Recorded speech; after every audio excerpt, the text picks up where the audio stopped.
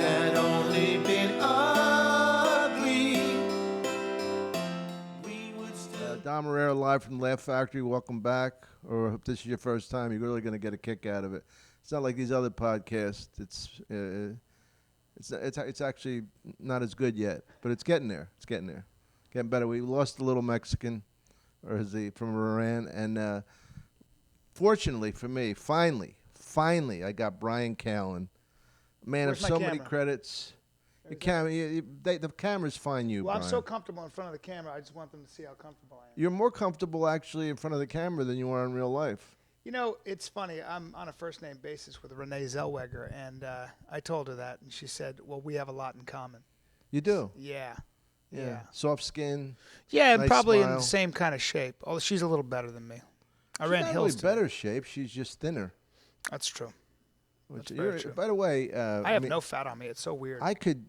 We could do a whole episode about your body, and I know that you would like that. Well, I think America would like that, but we'll figure it out. America loves you. What is it? What is this love affair with you? I think it's just that I give so much until it, a lot of times it just hurts. You give till it hurts. Yeah, I think it comes Well, from. where does it hurt when you give? It's just in this area mostly. Yeah, like the groinal Yeah. area. Yeah. Yeah. It's not a sexual thing. It's your whole Well, there's a pill you can take, I'm told, but we'll see what happens. to mitigate it. Yeah. Once Yeah. you feel the tingling, they say. Right. You know. Let me ask about your humble beginnings. Thank you. Because you seem to be a very sophisticated man. I try to be. Traveled the world? I grew up all over the world. Your father was in the service? My father was in the service, and he was a banker, and so we got moved. I mean, how can you be a banker in the service? Well, he started in the service. Already and you're then starting with the bullshit. He was a Marine, and then he worked at Citibank, and then I think he probably worked for the government at times. I don't know. I think, but for the most part, we moved so many different weird places, like the Philippines, India, Pakistan, Greece, Saudi Arabia, Lebanon, and I came to the States when I was 14.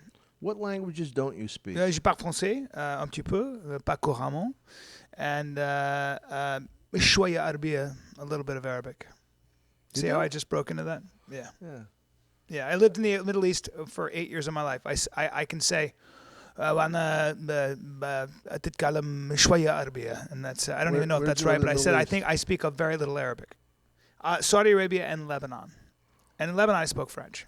Well, English, but also you speak French. Est-ce que vous parlez le français? Oui, je parle français. Pas couramment, mais j'ai étudié le français. Enchanté de faire votre connaissance. Did you just say sing my favorite song? No, I said it is a pleasure to have met you. Oh, is that what? It just sounded like you were speaking Gaelic, but Enchanté de faire votre connaissance. For fuck's sake. Enchanté. They say that if you learn a language, it's good to keep Alzheimer's away. I don't know. I have this new theory. I've decided that, I'm taking drum lessons. I've been doing it for a year now, and I've decided that if you practice something that is very different than what you do, it complements what you do. Because it forces you to use a part of your brain you may not use, and for some reason, and I don't know how to explain it, but I find it very enriching, and it seems to complement. I start writing and performing in a different way. So, what is it that you do that complements what you do? Well, I'm glad you asked. I'm a stand-up comic and an actor. Should we go through my resume, or do we have time? I'd like to hear some of how your long credits. is I think this? the audience, this is a... No, I we're mean, doing it's this not about an hour. Is that about an hour? I guess we have time for that then. It's going to be cutting it close. Just kind of give us the clip The notes. first thing I ever did was a soap opera. I was so nervous I had to say a couple lines that they let me have the script in front of me. Was it an under 5? It was an under 5. Under 5 means under 5 lines for those of you who don't act like Brian and I It was do. an under 5. Liz Marks, who is still a casting director, I'm indebted forever. She cast me. She just liked me. And then I did a little TV show called MadTV. This was 16 years ago, going on 17 years ago. That's right. I probably was on that show with you because I did it. You sure were. You sure. I remember it very well. In fact, I remember your monologue. You were like, "I'll tell you something. I'm mental. All right, I'm mental." You were talking about how guys. Mental, and I never forget. I never forget. You were talking about how Philly guys fight. I think. Yeah. It was great. You better kill me. Because I had seen you when I was in college, and I think even in high school, I'd seen you at the Improv in New York. I was seeing you when I was in the incubator. I saw I'm not you saying you were old. when I was a kid. You understand? Before I was a soul. Right. When I was lint. when I was an embryo. And my father had seen you before, and when you got up on stage, my father said, "You got this guy. You got to see this guy. This guy's and you would do this thing where it was like, what are you going to go take a poop? To pinch love, to capesqua, to roll some logs, to heave a Havana. We were fucking dying. You were in some ways the first comic I ever saw. That was back in. Was that back in the 1963? Silent movies still, That's right? right. 1963. Before there were talkies. The fuck out. No, it was in. Get outta it's probably here. 85, 86, 87. Yeah, that's when I started getting on TV. Yeah. Did you see my set on Fallon the other night? No. Oh. How'd it go? Don't ask me because I don't feel like bragging. It's not my style. I don't look back, you know? No. You always look forward. It's funny with this career. You have perspective, and a lot of people, I get a kick out of, we were here, there's a young girl here, was kind of maybe they say she's going to be a star or something, it doesn't matter. Who's that? I don't want to mention her name, but it was funny as I see this, she had so much enthusiasm. What'd she look like? Bubbling, beautiful. You weren't here, girl? actually. You weren't here. Beautiful. But I could see, she thinks she's going to take over the world. And, this career is long. I know if you're good enough and lucky enough to stay in it. That's right. I mean, I know a lot of people that had, TV deals and TV shows, and they were going to be the guy, and then, that stuff ends quickly. I just want to be the neighbor. If you get your show, can I be the neighbor? Yeah, all that shit, But the one thing I like about stand-up is, it's such a small fraternity. Joe Rogan and I were talking about how few headliners there are, and then how even fewer headliners are funny. It's kind of an interesting thing. Yeah, because some of them are regional. You Yeah. know, like they're not really national headliners. They're regional. That's right. You can't get that from here. Hey, how y'all doing tonight? Whoa, I can't hear you. Yeah, but let me ask you this: you've been doing the road forever. I would imagine that now, when you were in Arkansas versus, say, New York City, you had to change your act a little, right? But not anymore as much. Something about me, Brian, and you're gonna understand this. I touch the human soul. I know. I You're the Da Vinci. fondle- You're the Da Vinci fondle of comedy. Yes. I Sorry, am. guys. I'm going to use a lot of historical references. I study history. I'm the Descartes with Da Vinci. That's right. Michelangelo. have you read a book- I'm like a straight Michelangelo. You. Or Michelangelo, as you might call I say him. Michelangelo, but Oh, that's you me. do? Yes. When When I was on MadTV and these guys, this is a product of growing up in Europe and stuff. And the guy said, he was talking about Notre Dame.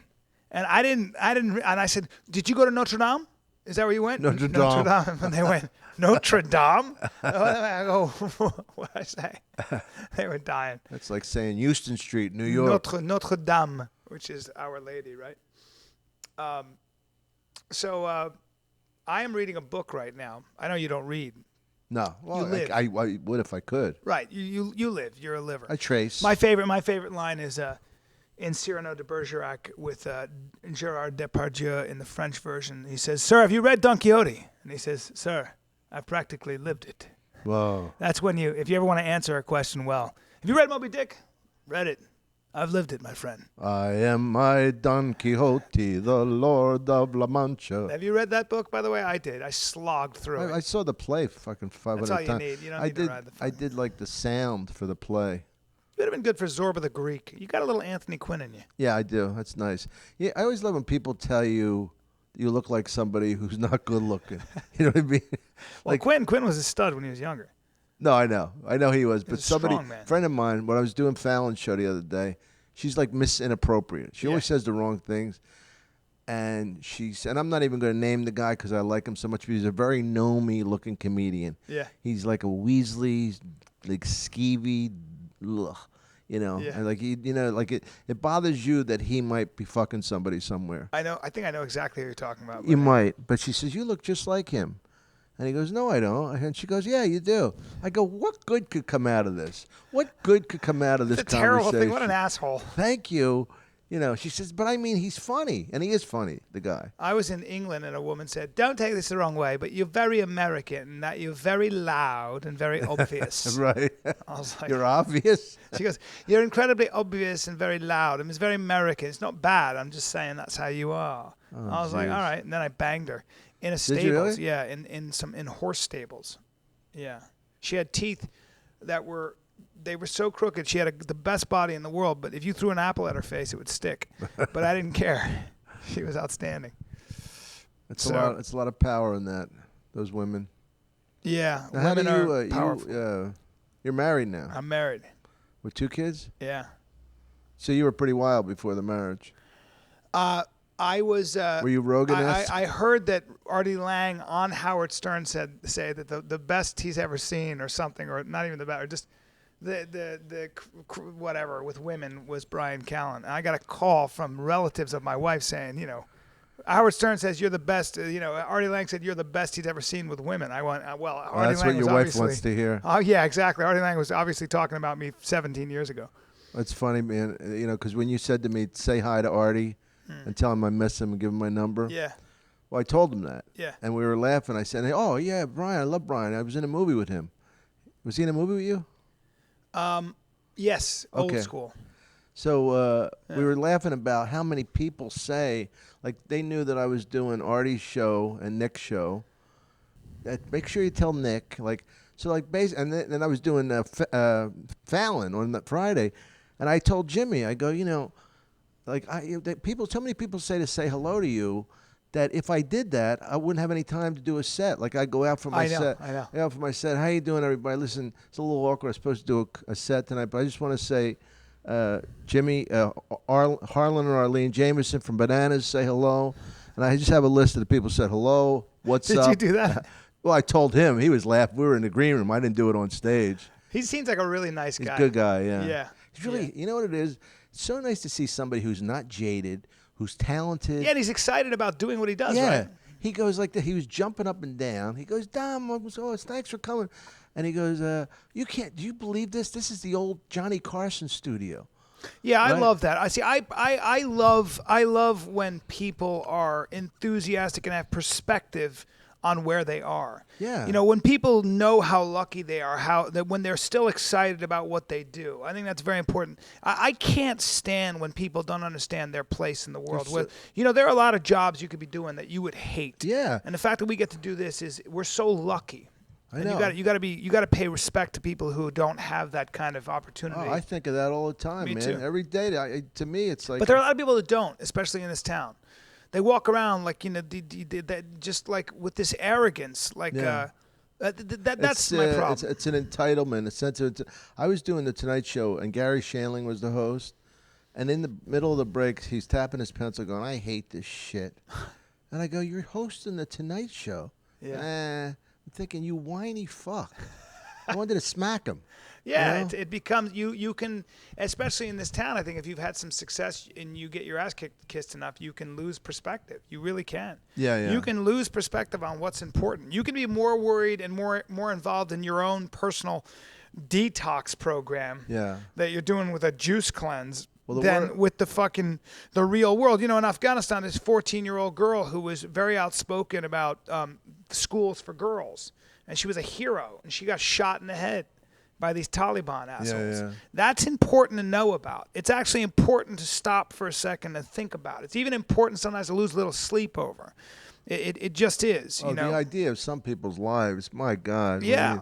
When you think about the worst thing that happens to us is we didn't get a movie. It's unbelievable. Oh, you poor thing. Yeah. I was in Afghanistan. I remember I went through the hospital. I saw a 10-year-old boy who was about the size of a 5-year-old. They don't have any good nutrition. He'd lost both his legs. And I saw him lifted off the operating table and put onto the gurney. And I thought to myself, this kid just lost his legs in a mine. I get back about 4 days later, and I fly, they fly as business class. I'm on Lufthansa, whatever. I get back, and I ordered some lamb at a restaurant over here, and they didn't. The guy comes over and goes, "Sir, I'm so sorry, we don't have the lamb." I was like, "That's a terrible. What the? Why me? Of all things, why me? I'll get the chicken cacciatore, I guess. This is a disaster, You call yourself an airline? Yeah, this is the kind of you just got to know how lucky you are. I can't live without lamb. No lamb. I'd rather have no legs. Right. This is bullshit. You see how you tie it together. It's a magic. Kevin Nealon does that great joke where he's like, and there was, they had he's talking about the fires and all these people lost their houses and then these ash was falling on my car and I was just like, why me, huh? God, Yeah, right. Why me? The ash from their houses and all their Something like life that, yeah. savings. Yeah, Nealon I miss Kevin Nealon. What is Why don't you do his podcast? who besides me? Who's your favorite comic of all time?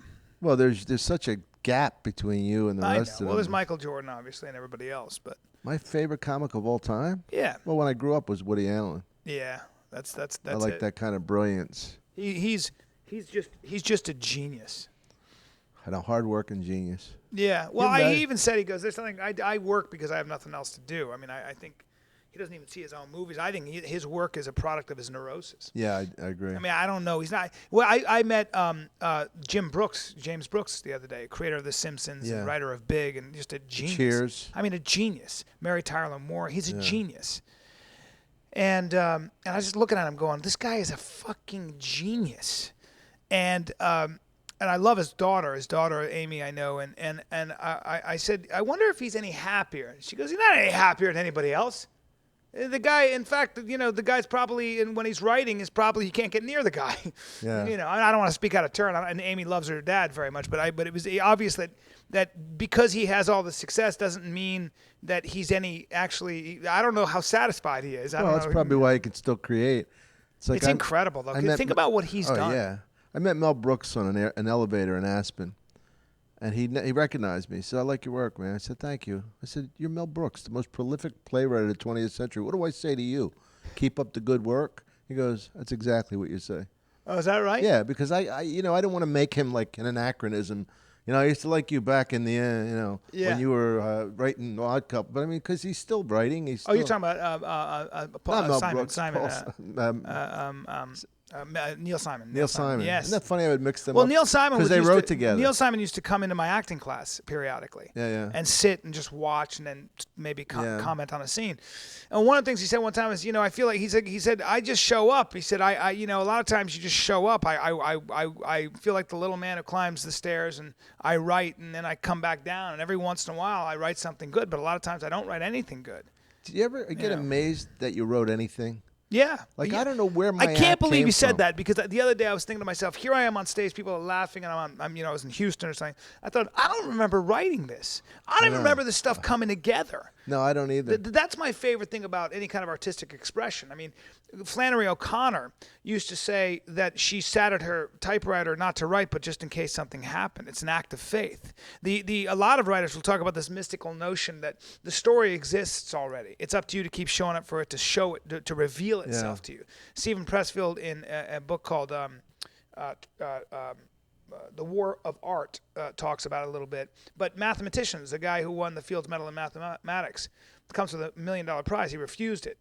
Russian guy, and they said, why won't you accept it? He goes, because I'm just the radio transmitter that was able to channel the equations always existed in the sky. Oh, by the way, the answer was 357 pages or something crazy.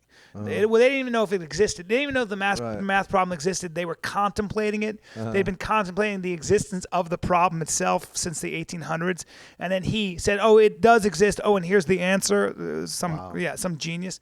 But he said, I'm just a man who happens to have a certain wiring that was able to do it, but I'm just a channel. Don't give the award to the channel, give it to the equation. I mean, I always wonder about creativity, and when you think about like just Beethoven waking up and going dun dun dun dun dun dun dun dun. Yeah. Dun, dun, dun, dun, dun, dun, dun. Like, how does it start? It's like I'm amazed by that process and like how it becomes, how it grows. Like storytellers to me, because I'm a sprinter.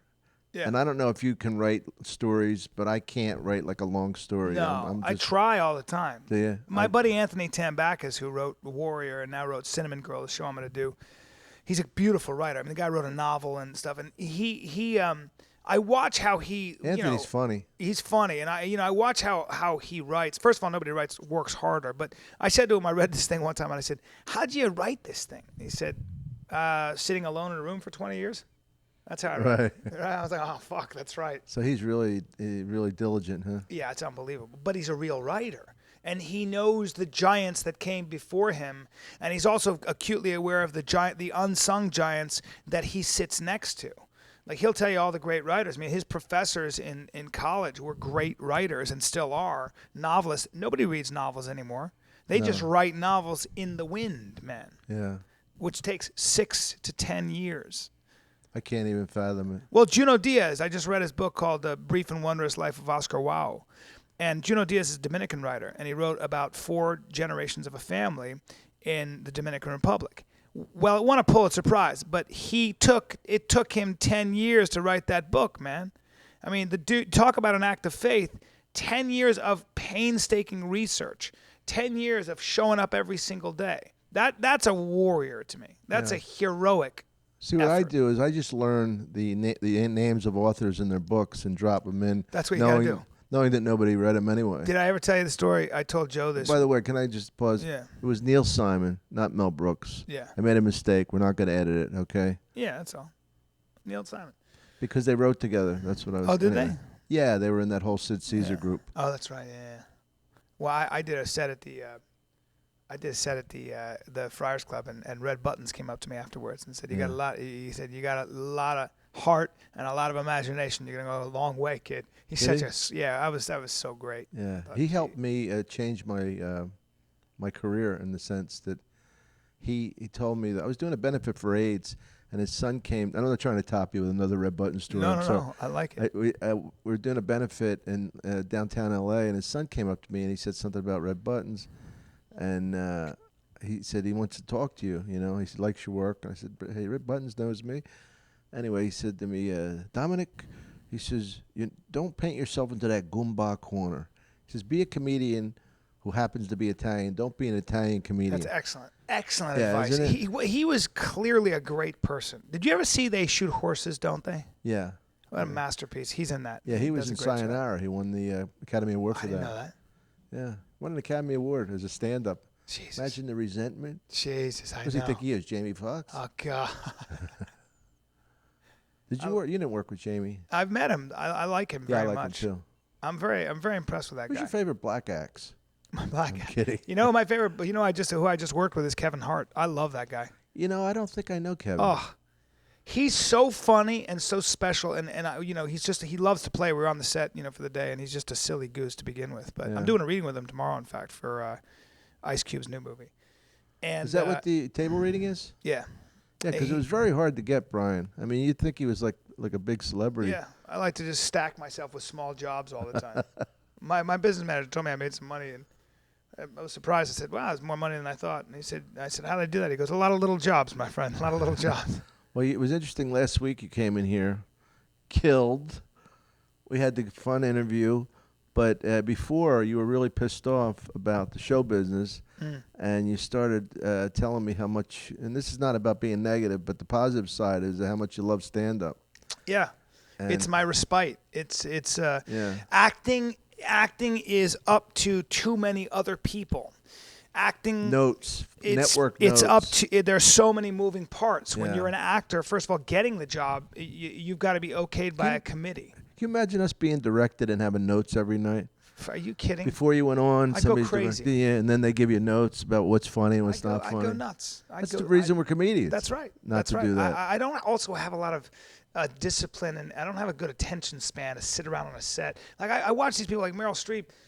She's so conscientious with her energy. Or Daniel Day-Lewis sitting around in character all day.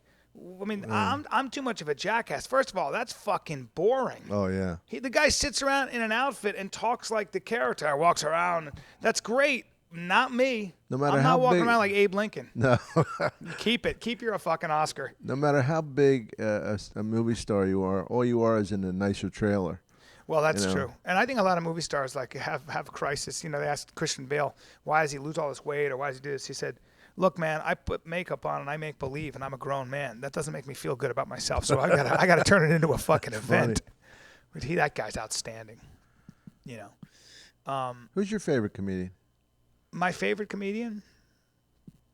I mean, I never had favorite comedians. I like all my friends. Frankly, I think you, Dove. I mean, those are my favorite comedians. I like Brett Ernst. I like Sebastian.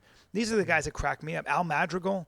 I like Chris D'Elia. I like these Yeah. guys. I like Rogan. Yeah. I mean, I guess my favorite comedians are all my friends, all my peers, Well, the that's people I probably why you're watch. friends with them because we have choices of who they're going to hang out Yeah. with. And I'm very lucky. Oh my God, I love Harlan Williams. I mean, I love Jeremy Hotz. I like the guys that I'm around. I think they're just. I hate Jeremy Hotz. Do you hate him? Because he's Jewish. No, I love him. We're going to Israel together. Oh, are you? Yeah. He's so funny. He's not as so a date. funny. As the way he talks, and Oh, you're a bad man. You're a bad man. You're disgusting. disgusting. Why would I want to be around you? He's so appalled at the world around him. I know. He's just fantastic. But the thing is, it's real. Oh, I know. Like one night he came upstairs and we were all sitting there and you didn't even hear it. It's like with all the group you were just talking about. And he comes, he goes, Dommy, my sinuses are killing me. I got this. I said, Jeremy, you're amongst 8 comedians. Nobody's going to give you any sympathy about your sinuses. Nobody gives a fuck. You're right, Dommy. And he just goes and has a beer in a corner alone. Like he was being He's punished. so wonderfully miserable in that sense. I love it. He's like, I don't work out. What do you do to keep in shape? He looks at me like he has an appalled expression on his face. I mean, are you doing push-ups all day? I'm not even that muscular. I'm like, listen, what are you, I look like a fucking regular guy. No, but you're pretty cut. Yeah, I have a beautiful body. You really do. Hey, listen, I Men comment on it. Straight men. That's what I care about. Yeah, I was working, and I've said this before. I probably said this on the show. I was working with Russell Peters in Montreal. Russell had a special, and he asked Jeremy and I to be on it. And we were in our dressing room, and every night he'd come in. This is the juxtaposition of what his. Well, I'll tell you, he's Canadian, right? Yeah. He'd come in and go, "Oh, Dommy, my stomach's killing me. You got any Tums?" I go, "No, Jeremy, I don't have Tums." He goes, "You got any beer?" I go, "Who goes from Tums to beer? Only a Canadian nut." He's a nut. Yeah. But he's painfully funny. I think that, I don't know, the other guy I love is Daniel Tosh. I don't know Daniel well, but I think Daniel Tosh is as funny as it gets. I don't think you get better than that guy. I mean, he's great. He's very good. We're very good friends. Are him you? And I, yeah. And he's always been terrific. And he's so painfully honest too with everybody around him. He's not going to give you any love unless he likes you, right? I mean, well, you know that story. Yeah.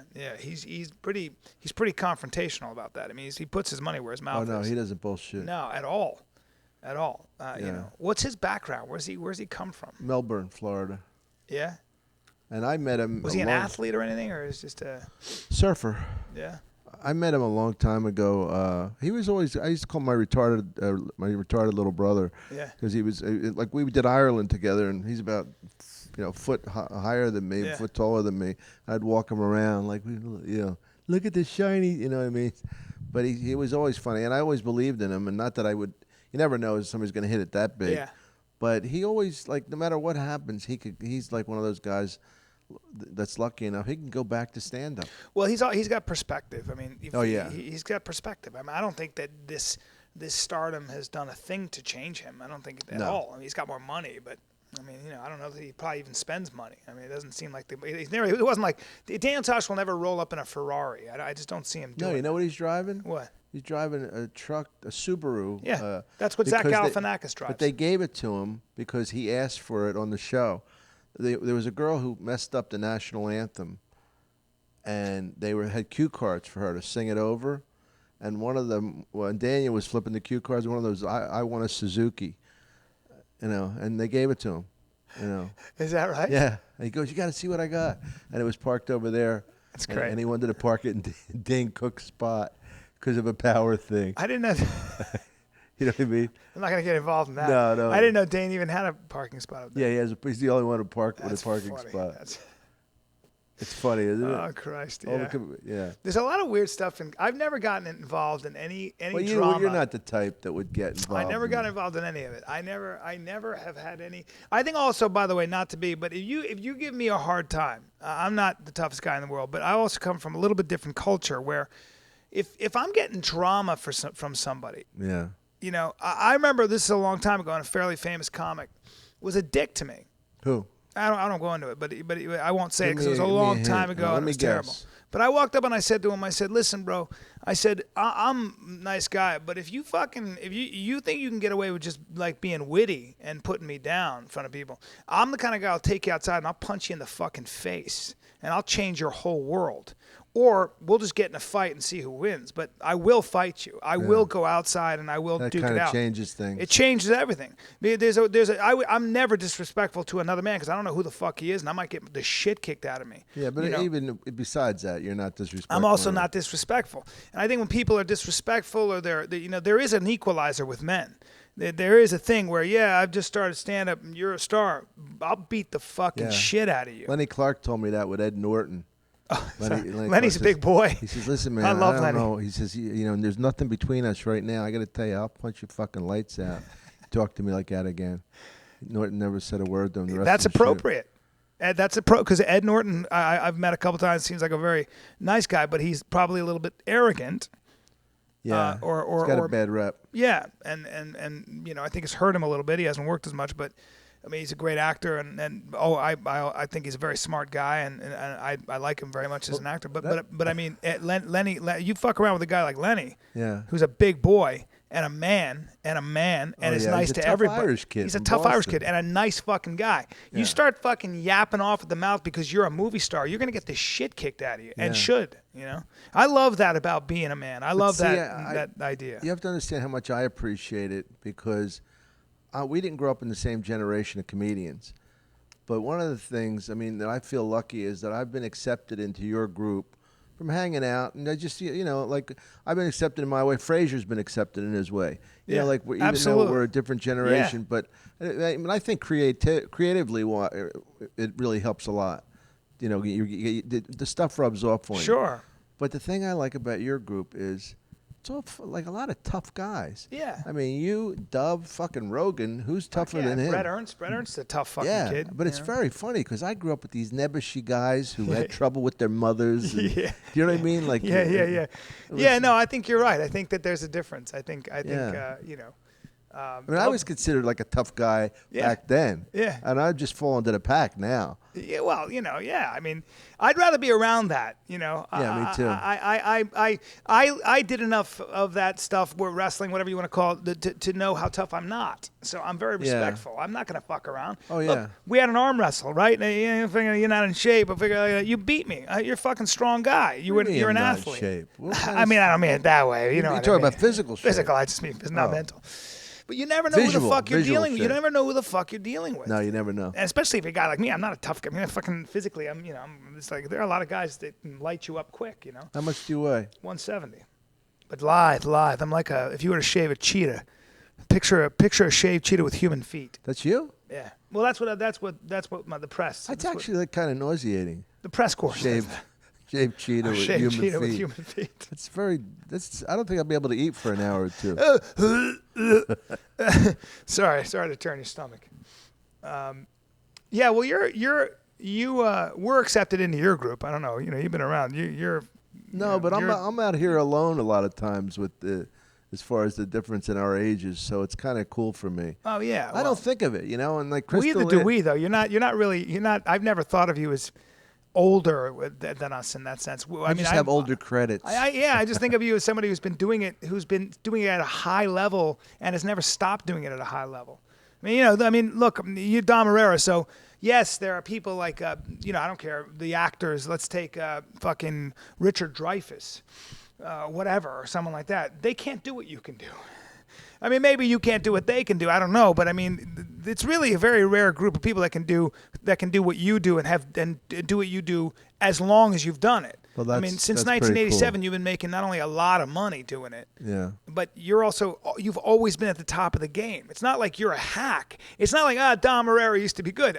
Nobody has ever said that ever. So you get up no matter what, and you're always in there with everybody. So that is for all of us. I think that's kind of where we want to be. That's that kind of fucking sustainability. That ability to stay relevant. That ability to stay funny, that ability to not give a fuck, that ability to be, I don't even know if it's hungry, but just that ability to love stand-up still that much. I do love it. And Chris DeLeo and I were talking about, because there's one particularly big act here, and I don't want to gossip about him, that doesn't want to follow Chris now, because Chris is fucking just destroying lately. Yeah, he destroys. And he said, we were laughing because he knows that I'm not afraid to follow him. And I said, I don't even, I'm going to try my best. If I go down, I go down. Yeah. But I'm not afraid. No. No, I could have fun with it. I never look at it as a competition. I've never looked at this business as a competition. Hey, you like him, you like it's just not a competition. I mean, I got a lot of friends that become famous. And it's never occurred to me that they're famous because I'm shitty or they're famous because they're better. Yeah. You know, I mean, my buddy Bradley Cooper. Bradley worked his ass off. Did you know that I didn't know who he was, and I spent a whole night drinking with him? Oh, yeah? I'll tell you about it. Yeah. Go ahead. But he's a great guy, and he's a guy who just worked his ass off in the right way. He's got a great sense of humor.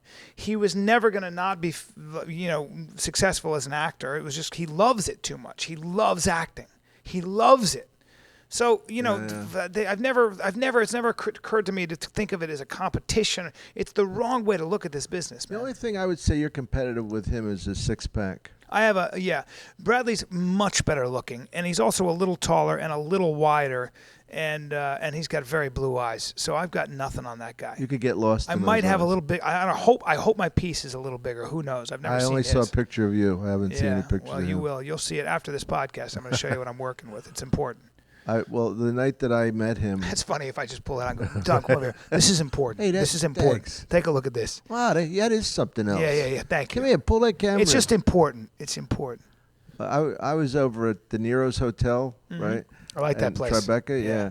And I was up there with a couple of friends. Zach comes in and he goes, and he Zach could've- Galifianakis? Yeah, he could have just come over and said hello, but to bust my balls, he goes, Dom, I didn't recognize you. You got so old, right? So I had to fucking laugh because I busted his balls. He's the greatest. And he remembers when I did we were doing a benefit, and I love was Zach. hosting, and he was getting his notes together. And it was like Sarah Silverman and Maria Bamford, myself. We're down at this theater, and I go, love Maria Bamford. yeah, Maria and me too. She's terrific. Kills me. But I said to Zach, I said to the audience, I says, look, I'm going to bring up our next act. I said he's going to come up with a lot of notes, but believe me, it's all like an act because it's the same shit every time, right? And Zach Galifianakis, he thought that was so fucking funny because he can take it. He's the best. That, by the way, also Daniel Tosh, Zach Galifianakis, two of the people that probably make me laugh harder than anybody. Yeah. I mean, honestly. Yeah, Zach's funny. Oh. But Bradley Cooper was there, so I don't know him. I think he knew me from stand-up. Sure. But all we do is talk about the Eagles and Philly, and I thought, what a great guy. Oh, he's a great guy. And then I find out that he was going out with Renee Zellweger. Yeah. So this is all like one big, how we're all connected. Yeah. The guy, I've done 2 movies with him. The guy makes me a better actor. The guy comes up with ideas and whispers them to me. You know, maybe Really? you pull your belt. Yeah, he just wants you to be good. He's like, maybe try this, or maybe no sleeves, wear this. Where did you have meet your him? belt undone. Maybe you come out before you get shot. You know, he's instrumental in all that. Where did you meet him? I met Bradley through mutual friends, and I think I met him with Will Arnett and my buddy Will Arnett, who's on that show Up All Night. I think that's how I met Bradley. I think so. We went to Nantucket together, all of us, one time. Spent a great weekend there. Now we have a film coming up that you and I are both in, right? 4.5. I hope I'm in it. There's not really a part for me. I might play the landlord or something. I don't know if there's a part, but I'll be there. I'll hang out with you guys. Am I playing myself? Yeah, you're playing Dom Irrera. Am I really? You're playing Dom Irrera. Ah. No, it's good. You're gonna be the guy, and you're gonna do the podcast. You just be featured in that. It's gonna be good. And it's Renee Zellweger's directorial debut. Johnny Knoxville. It's gonna be great. It's gonna be fucking great. So funny. You guys gonna shoot that in New York. You're gonna love it. That'll be fun. Yeah. I really look forward to it. You know, it's like it's weird because I'm you never know with movies, but I'm also trying to book my clubs, and I don't want to screw anybody. Like I just got a call from Atlantic City today for a casino, a really good casino gig. I said I might do this movie, and they're going, you can't put your career on hold for a movie. I know. Because they could end up changing it and shoot in June. I fucking know. This is the problem. This is what happens. I think Dub tried to explain that to them. I know nobody means anything harm or less, but just things come up. It's just the way it is. It is the way it is. The good thing about you is you don't have to do a goddamn thing for anybody. You're in a good position. What do you mean? You don't have to do a fucking thing. You don't have to audition. You can do what you want, when, and how. You've set your life up that way. Yeah. It's a beautiful thing. I can't audition. I mean, why should you? You're Dom Irrera. You should be like, nah, I'm not going to audition. Give me the just don't- part or I won't. But I don't ask for parts. But I just don't want to dance for anybody. No, why what? would you? You make enough money as a comic. I mean, Yeah, you know what happened to me? One time I come back from Montreal, and I had this fucking Montreal that was like everybody's all over me, and I'm thinking, oh, geez, the ego inflation, and I don't take it seriously, but it certainly felt good. And I come back, and I had to read for some casting agent, like kind of a bulldykey casting agent, eating a sandwich, looking at a paper on a cell phone while I'm reading with her. Like dramatically ridiculous, you know?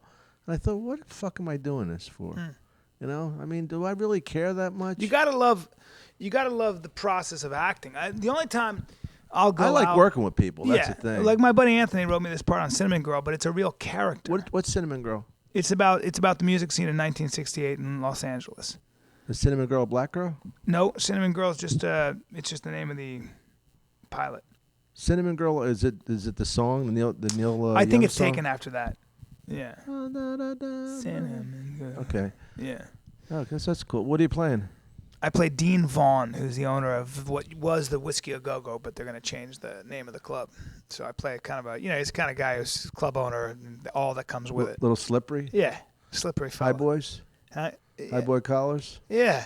Yeah, I got to figure out a look. I'm going to talk to the costume. We got the costume designer from Sofia Coppola's costume designer, from Suicide This is a TV show, though. Virgins and all that. Just TV or movie? TV. How many episodes? Well, if we get picked up, they pick it up for 10. It's lifetime. Oh, you'll be a regular? Yeah. That's great. Yeah, it's good. First time I've been offered a series regular role without auditioning, which was pretty amazing. It's about time we had somebody in his deadbeat show with some credits. That's right, ladies and gentlemen. Hey, those of you. MadTV, Sex and the City, Entourage, News You work Radio, with Michael King? Frasier, huh? Go ahead, keep going.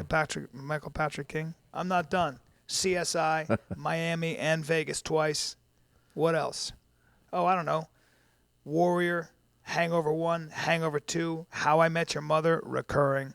Fat Actress, series Recurring regular. motherfucker. Series regular. Seventh Heaven, your favorite show, recurring. It just keeps going, guys. How do you stay so fresh? I'm glad you asked. A lot of it's just nutrition. I never eat bread or sugar. While you were saying those credits, I was thinking of reeling off a couple of mine. You may have heard of She's the Sheriff with Suzanne Summers. Sure I have. I don't know if you were familiar Heard of it. Own it. I don't know if you're familiar with the show Boy Meets World. The role of Bosco Cellini. Sure, it's about a guy who it's about a boy, Who meets the world, yeah. That's right. Seinfeld? How long? He did a couple episodes of Seinfeld. No, just one, but it seemed like a couple. What was What would you play? I played the prop comic. Who were? Do you know those guys at all? Pretty well. Oh yeah. What Everybody, I knew everybody, but Michael Richards. You must have known. Remember that? Right here is where this happened, ladies and Oh gentlemen. yeah. He hasn't worked since. Michael Richards hasn't done any stand-up since, has he? I don't think so. He never really did stand up. He never did anyway. stand-up anyway. Talk about resenting your group. Wow. But everybody would come up and all these guys that he never heard of were so good, and he had to follow them. Forget it. But he's not a comic. Michael Richards never did stand-up, did he? I mean, he was the. He tried. Okay, but he was on Fridays. Yeah. All right. As an actor, doing the same character he did in Seinfeld, though, right? I mean, I don't know. Well, kind of, yeah. I mean, he used to do a lot of physical stuff, like he'd mime lifting He was great. weights. He was great. He was great at that stuff. Yeah. He's a big athletic guy, actually. Yeah, he was very good physically on the Yeah. show. I mean, I never thought they'd go wacky. I don't think he's a racist. I think he's just a little crazy. He's crazy. And angry. He's fucking He did angry. the same rant against Jews 2 weeks before that. But he's Jewish, isn't he? Yeah, so he's probably not a racist. He's probably just crazy and angry. That's a self-destructive, weird thing. You know? Yeah, yeah. And the thing is, he could have bailed himself out any second by going, and you people say I can't act? Of course I'm kidding. I love you guys. You know what I mean? Yeah, he could have diffused the whole thing. I know, but he was just a mess. Yeah, I saw it coming. Did you? Yeah, I saw it coming. He was. I had a little beef with him in my own head because I auditioned for him once, and I thought he was a shithead in the room. That's thought he bad. I thought he was, and I don't say that about anybody. I thought he was very. Very arrogant. I just thought he was very. Just sitting there, I made a couple jokes. He didn't laugh. He just was very defensive and weird, and I didn't think he was a very nice guy. I had a bad feeling from him. He's not a nice guy. No, I don't think he's a nice guy. I think he's a very insecure guy, and I know people who worked with him on that show that I'm talking about, and they were like, well, when they tried kind to of went, well, they didn't want to. When they tried to give him a series. Yeah. Yeah. I don't have time for that. Nobody else does either. When you have a shitty attitude in this business, they'll just drop you this fast. They don't need you. Oh yeah. If you're an actor, nobody fucking cares. Nobody needs you. It doesn't matter. I don't care how famous you are. We all move on. Okay. Yeah. It takes a year, but you think people miss you? They don't miss you. I was in a series called Damon, right? And I love Damon, and Damon has really been good to me, and Damon I hope Wayans? I hope I've been good to him. Yeah, I like it. And but he had an attitude. He had a paranoid attitude on the set. The show was called Damon. He goes, and he tells him one night we're at the Comedy Store. He goes, Fox hates me. I go, Damon, you're an executive producer. All I am is a series regular. If they hate you, they must want to kill me. Right. You know, what do you and so anyway, I was in Montreal the year before the show, and this casting director says, I'm going to get you a show this year. I said, cool, man. I would love that. Gets me the show. I get the show. And then the next year, we had shot 13 episodes. He said, we didn't get picked up. And he said, you were on the bubble. And I said, it was his attitude, right? He goes, in the end, yeah. Yeah. Because when you're on the bubble, like, it's not like you're a hit. Like, Roseanne could act as bitchy as she wanted. She's because making it was a billions huge of dollars, hit. yeah. And she's making so much money for the, you know, any of the people that were in that number, you know, the top 10, Yeah. they could get away with a lot of shit. But when you're struggling at 53 or 6, you know, forget it. Forget it. If they, they just pick the people that are easy to work with. Yeah. Yeah. You know. And Yeah, you're a blessing to work with. Well, by the way. I just have perspective, so I'm not going to be a jerk off. When you walk in the club lightens up. That's what they say. Where's that camera again? The girls, the girls are crazy about They you. start producing estrogen. I've gotten girls pregnant in hot tubs without even touching them. Wow. Hey, can I keep that? Can I do that on that? Hey, everybody. You know what? You can make a joke out of that. Yeah, there you go. With the You got to put that on stage. If you get a funny writer, you could use that. You know, you ever do this? Like I've written. I'm like working on the second hour now, and I'm getting rid of a lot of stuff because I like a lot of stuff I'll do that works really well. It's not really me. It's still a little. Sometimes you feel like boy, they're laughing hard at this, but it's a little hacky. It's not really my joke. It's an easy joke, you know, and you kind of get rid of it because you don't want to. You know, I've been doing that lately. We were talking about you last night, Joe Rogan and I, about you're trying to write more and be, you know, because you're so theatrical. You could do anything. You can get away with a lot when you're physical and you're jumping around. The problem is I want to change things up a little bit. I'd like to stop fucking the stool as much. That's what I'd like to cut down the no more of the fucking stool humping and the lunging and the lunging. Yeah, but when you take that out of your act, which I'm trying to do, when you handcuff yourself a little bit, it forces you to do other things, to expand in other ways. Yeah, but you can also get lazy. Like I used to be very physical when I was, you know. Yeah. When I was your age, I was very physical. I was, and my girlfriend, she goes, "I love when you're physical." And now I'm so fucking lazy. I stand there like a talking head. There is a compromise. There is a medium. Absolutely, yeah. That you could hit, you know. Well, but a lot of it is just my feet fall asleep. Well, but so fucking stagnant. Well, a lot of it is I think the trick to life, and especially as you get older, is to continue to find ways to inspire yourself. Inspiration is not an easy thing to keep. Yeah, but that's what I go back around. to saying, the competition, and it's not a competition to put other people down. Here at the Laugh Factory, and this is, you know, I'm not trying to plug Jamie Masada's Laugh Factory, but the acts are so good here. They're so good. That when you go on a second show Saturday night, you better be fucking ready to. It's unreal. Yeah. I mean, it really is. That's what I mean when you come here and you see you know, when you say who's my favorite comic, the people I watch at the Laugh Factory on a Saturday night, I tell people, I go, you come to a Saturday night at the Laugh Factory, just come. You'll see. Forget just coming to see me. Pack a lunch. Understand, you're going to sit here for 2 hours and laugh harder than you ever did, by far, at any movie in the history of the world, including The Hangover, including Blazing Saddles, including whatever you want to call it. Nobody laughs harder. I mean, the kind of laughter these walls have heard, I mean, it's crazy.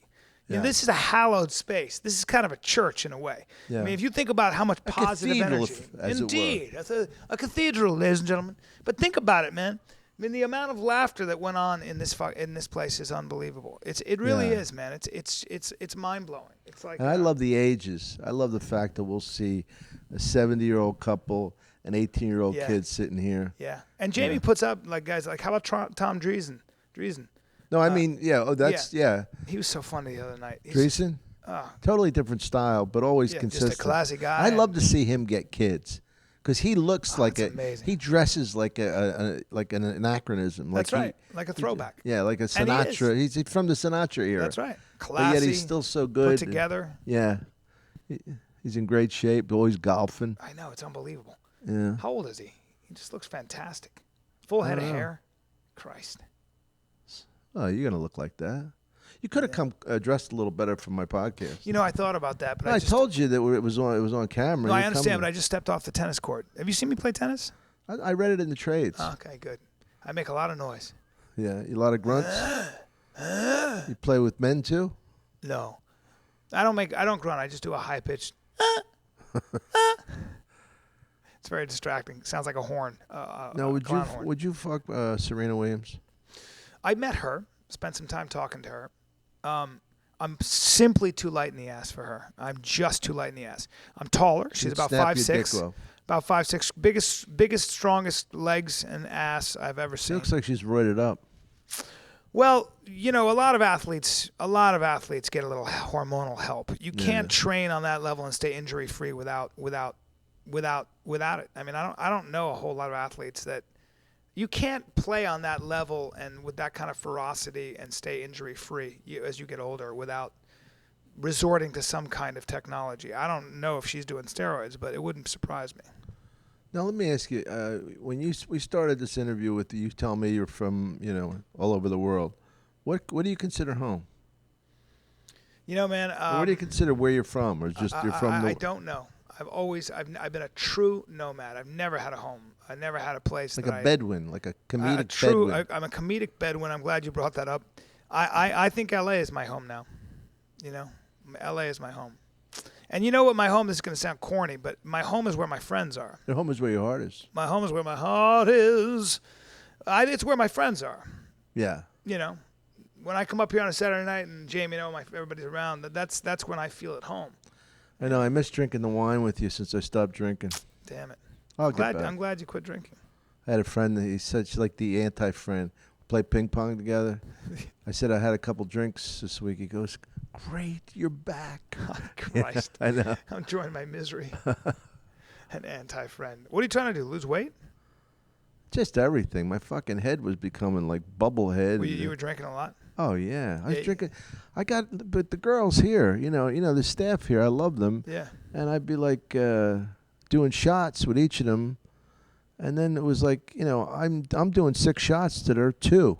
Oh, forget about it. Yeah, and then I'd go home and drink alone. Yeah, no, I don't do that. I don't drink. No, you drink wine. Yeah, and just a little wine. you drink healthy. Yeah.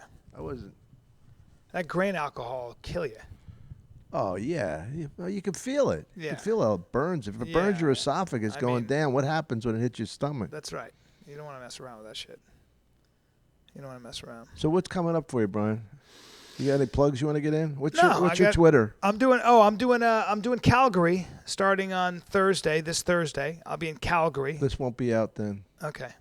Well, I'll be Bryan in Fort was Lauderdale. terrific in Calgary. I'll be in Fort Lauderdale At the Hard Rock? October 18th, 19th, 20th. I love that room. The Hard Rock. Yeah, I it's just my did favorite- it. My Yeah. favorite room in the country. Absolutely, it's great. It's Yeah, my favorite I would say fucking so. room. I'll be there October 18th, 19th, 20th. I will be bringing some heat. Please You're gonna understand go. that. You're gonna go on the Paul and Young Ron show. I love Paul. Yeah. Castronova. He's great. Yeah, That guy, that's my man right there. It's funny you didn't bring up Ron. No, Ron. I like Ron. Ron's very quiet. He's very weird. He's just quiet. He's good though. Yeah, he's a good guy. They're a good combination. Yeah, he's a quiet, classy guy. But Ron, Paul's the guy I really connect with. We're always fucking around on the radio there. He'll just make up shit for controversy. He said he invited me over his house for stone crabs. I said I don't have much time. He says come over anyway. They're delicious. We just caught them in the Keys or something, whatever. I go all right. So, I go there and I play him the song I wrote. We just had a bunch of laughs and I leave. Next day on the radio, Dom Irrera stops over unannounced at 8:30 last night. Says he's hungry. I don't know what to do. And That's so great. and I go. He says he comes in. My son AJ's eating stone crabs. He takes the kids crabs.